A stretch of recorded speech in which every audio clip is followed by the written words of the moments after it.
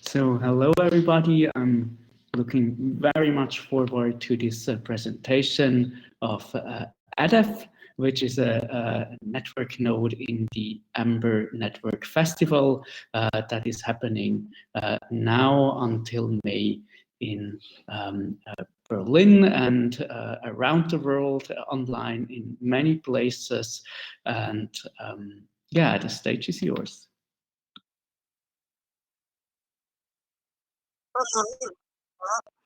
Hello, I'm Ranwa Yahya, and I'm one of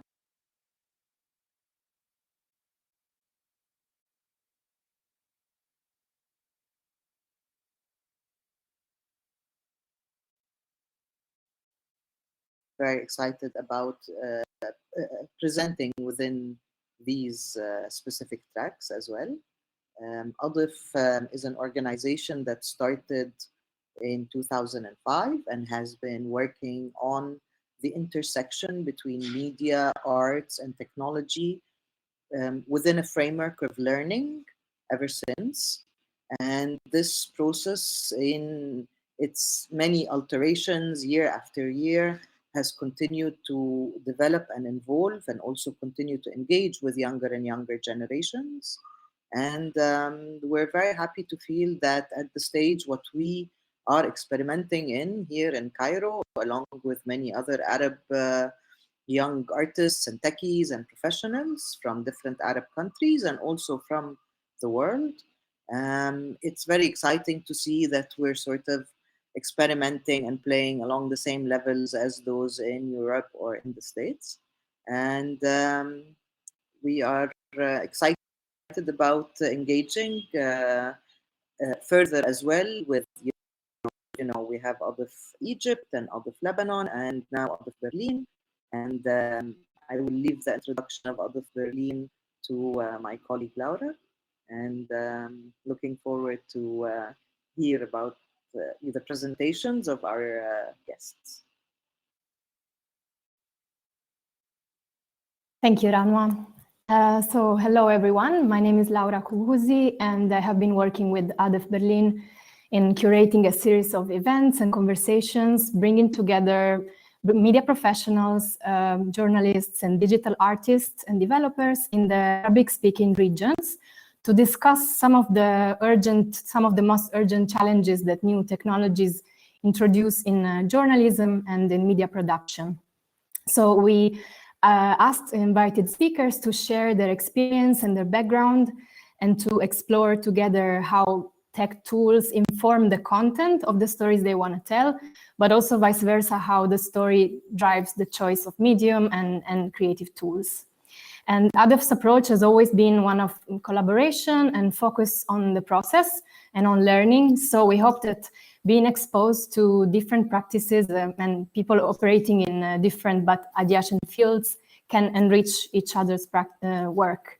So we're interested in speaking also to different audiences, how it influences the direction of the stories we are exploring.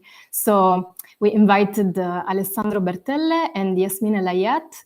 Alessandro is a game designer and director, and he will speak about his background and his practice. And Yasmin Elayat will present also her work, and then we can have a conversation afterwards. And feel free to ask questions and post the questions on the chat, and we were looking forward to your contributions. So welcome, Yasmin. Go ahead. All right, thank you so much for having me. It's a pleasure to be here. All right, so I'm going to get started and share my screen and kick us off today. Thank you for having me. Okay, great. All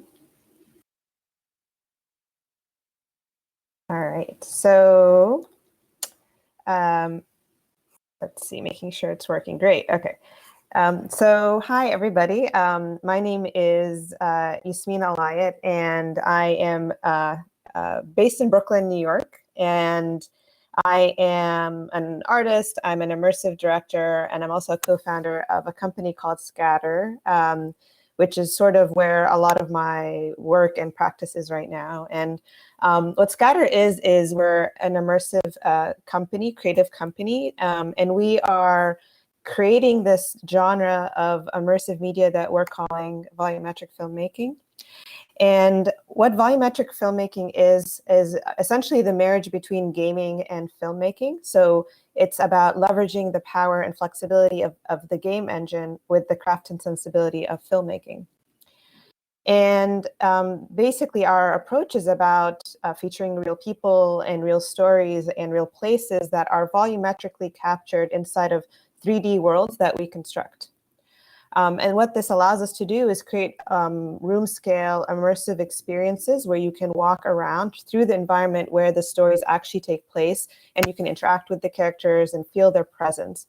And it feels as immersive as our real world. And we believe this is to tell stories that can't not be told in any other way. And for us, this is sort of the future for immersive media. And we have a body of award-winning work that we've premiered across film festivals. Clouds was one of our first at 2014 Sundance. And I'll talk about some of these other projects today, so I won't get too much into them. But a lot of the work is focused on documentary or nonfiction, and it's usually related to important topics and news and current events that we are living through. So it's a reaction to sort of the lived-in experience in the world we're in today. And so I'm going to start with an example of some examples of our work, and I'm going to start with this project which I directed and produced called 0 Days VR. And 0 Days VR is a immersive documentary, virtual reality documentary that's an adaptation of a feature film that's by the same name, 0 Days, which was directed by Alex Gibney. And 0 Days tells the story of the Stuxnet virus, which is the first cyber weapon that we know of in history that can cause real-world physical destruction.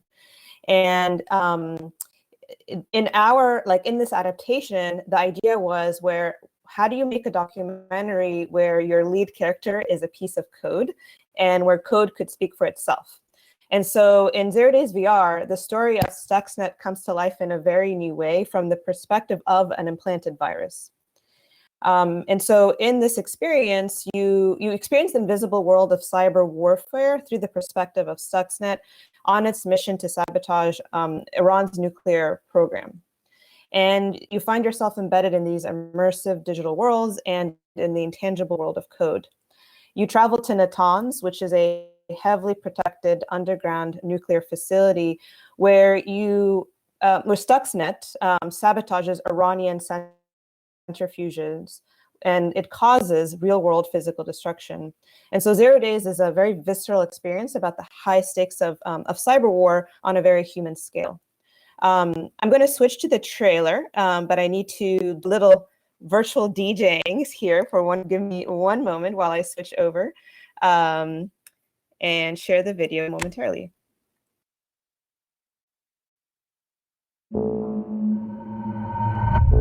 It's a covert operation. Maybe you don't know as much as you think you know. Here is a piece of software that should only exist in the cyber realm, and it is able to cause real-world physical destruction. Stuxnet wasn't just an evolution. It was really a revolution in the threat landscape. Everyone's getting this story wrong, and we have to get it right. Stakes are too high. We are the most vulnerable nation on Earth to cyber attack ourselves. In international law, when some country targets a nuclear facility, it's an act of war. I understand the difference in destruction is dramatic, but this has the whiff of August 1945. Somebody just used a new weapon, and this weapon will not be put back into the box.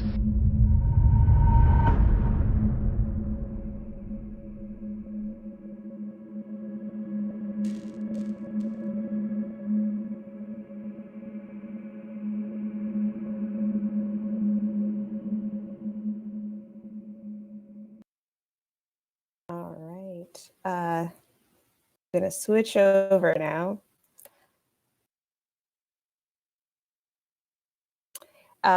So I'm going to move on to a second project that I'm going to share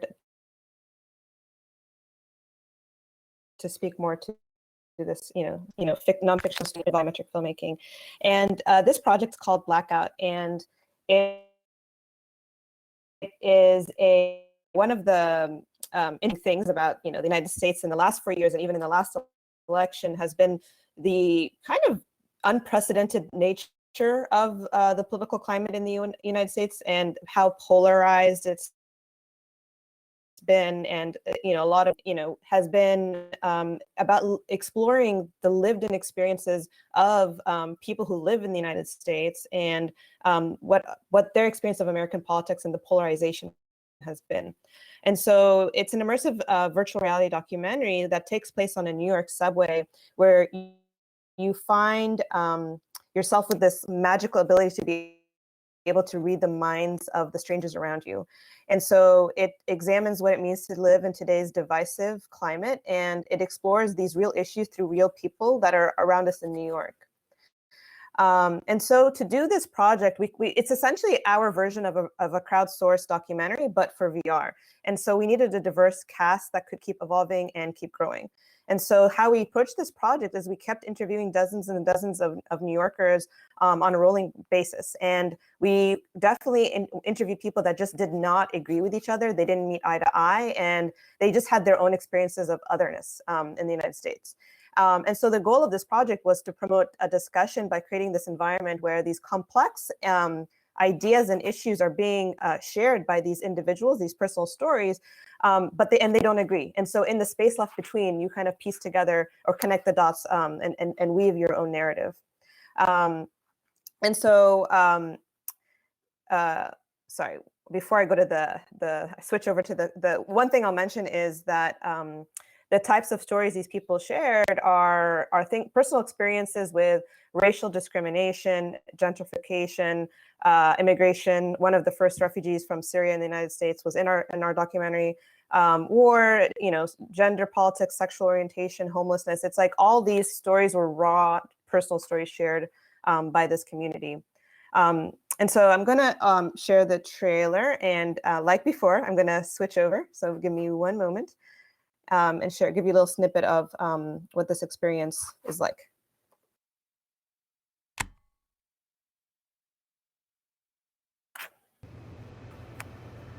Stand clear of the closing doors, please.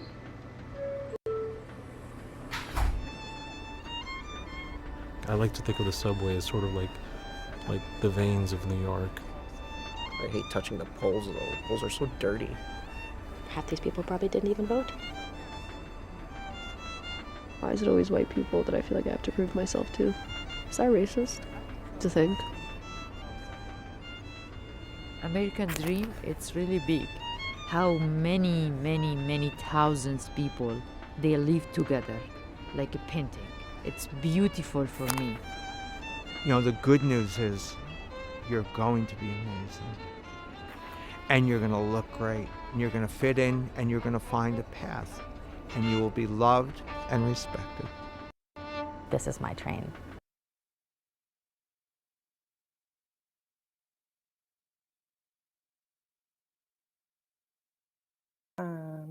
Just making sure I've switched over. Thank you for your patience as I DJ. So as you can see in this Blackout trailer, the virtual world and our physical world were mapped one-to-one. So you can actually hold the physical pole. We built like a subway car for the installation, and it would match to the virtual world.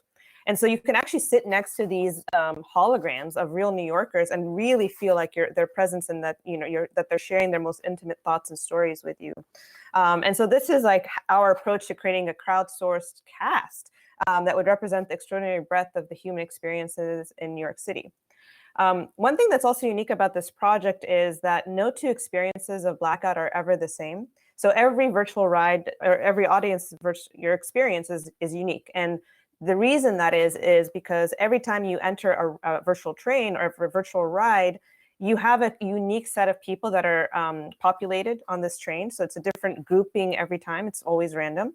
And how you choose to navigate the space, like who you choose to sit next to, who you choose to listen to their stories, it would give you a completely different experience. And the way we designed it was that, you know, as a structure, you had to kind of earn the intimacy and the respect almost of, you have to respect the storyteller or the human in front of you. So you only would get shallow stories and thoughts